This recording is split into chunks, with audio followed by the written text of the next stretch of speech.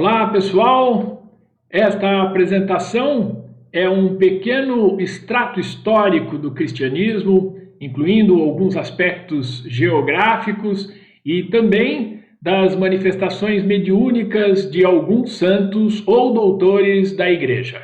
Em função da quantidade de informações, faremos essa apresentação em partes, e esta é a primeira parte.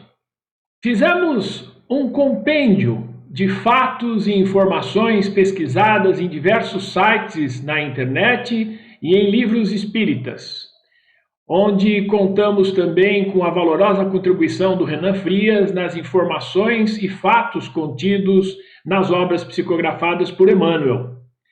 As fontes são apresentadas nos slides a seguir. Todas as personalidades que citaremos praticaram esses atos em vida, e consideramos que as eventuais imperfeições que tiveram em vida, que um ou outro possa ter cometido, são relativas ao estado de evolução da Terra naquela época. Todos eles estavam muito à frente do seu tempo e deram contribuições para a elevação dos seres humanos no caminho do bem e da caridade. Contribuíram com seus estudos filosóficos e muitos com atividades mediúnicas. Não vamos citar aqui nesta apresentação os profetas do Velho Testamento com obras amplamente divulgadas na Bíblia.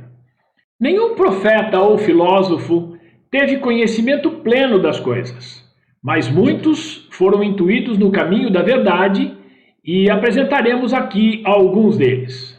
Vamos começar por Aristóteles, importante filósofo que nasceu na Macedônia, depois migrou em 367 a.C.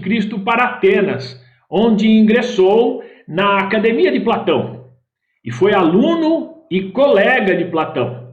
Há uma frase muito interessante atribuída a Platão a respeito de Aristóteles. Diz a frase: "Minha academia se compõe de duas partes, o corpo dos estudantes e o cérebro de Aristóteles." Com a morte de Platão em 347 a.C., o brilhante e famoso aluno Aristóteles se considerava o substituto natural do mestre na direção da academia. Porém, por não ser ateniense nato, por ter nascido na Macedônia, ele foi rejeitado e substituído por um ateniense nato. Citamos Aristóteles naquele vídeo sobre a fé. Como veremos ao longo destas apresentações, Aristóteles teve uma contribuição muito relevante para o cristianismo. Antes dele, Sócrates, que é chamado por Kardec como o precursor da doutrina cristã e do espiritismo. Como sabemos, Sócrates, assim como Jesus, nada escreveu em vida, e coube a Platão, seu discípulo, registrar os conceitos de Sócrates. Porém, Emmanuel cita no livro A Caminho da Luz que nenhum dos discípulos de Sócrates soube assimilar perfeitamente a estrutura moral do mestre inesquecível, Sócrates. Continua Emmanuel citando que Platão não deixou de cultivar alguns dos princípios cristãos legados pelo grande mentor, Sócrates, antecipando-se ao apostolado do Evangelho antes de entregar sua tarefa doutrinária a Aristóteles, que ia também trabalhar pelo advento do cristianismo. Apresentamos aqui o livro A Caminho da Luz, psicografado por Francisco Cândido Xavier e ditado por Emmanuel. Aristóteles dizia: "Os mortos são mais abençoados e mais felizes que os vivos, e morrer é retornar ao verdadeiro lar." Isto nos idos de 350 a 345 a.C. Segundo Aristóteles, a virtude seria entendida como uma predisposição ou qualidade inata para o bem, que pode ser adquirida e aperfeiçoada pelo hábito através da força de vontade. Gostaríamos de abrir um parênteses agora para falar a respeito da era em que Jesus nasceu. Esse mapa que está sendo apresentado, ele mostra como era a região na época em que nasceu Jesus, nesta época sob o domínio do Império Romano, e o governante era Caio Júlio César Otávio Augusto, o primeiro imperador de Roma.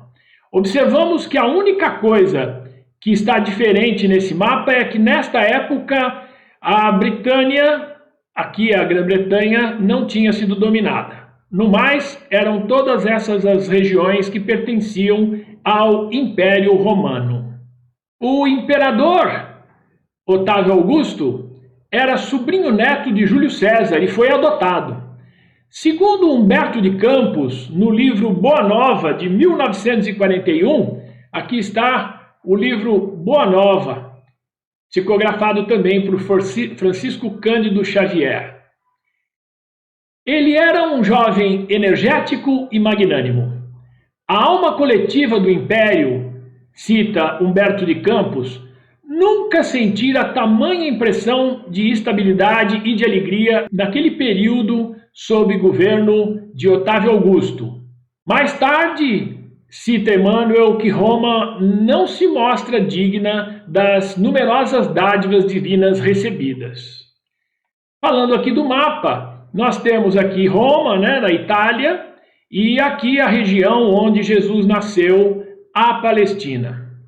Mais detalhes sobre este e outros períodos podem ser obtidos nos livros Caminho da Luz, na página 104, e Há 2000 anos, ambos de Emmanuel, e no livro Boa Nova, de Humberto de Campos, todos psicografados por Francisco Cândido Xavier. Neste ponto, encerramos este primeiro trecho, esse breve extrato histórico do cristianismo. Na segunda parte, vamos falar da era de Jesus e seus discípulos. Obrigado pela atenção, fiquem em paz.